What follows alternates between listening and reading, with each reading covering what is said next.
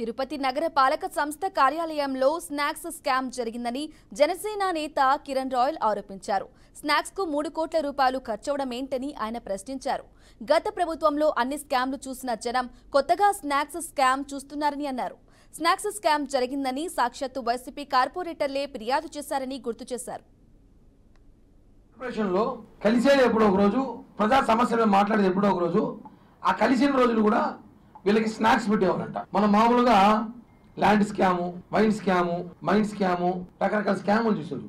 Snacks scam కొత్తగా నేను first time చూస్తాను. ఎంతండి ఇది? దీంట్లో ఒక సమోసా, వాళ్ళు స్నాక్స్ కార్పొరేషన్ అధికారులు అందరూ కలిస్తే ఒక 100 మంది 150 మంది ఉంటారు అనుకుంటాం.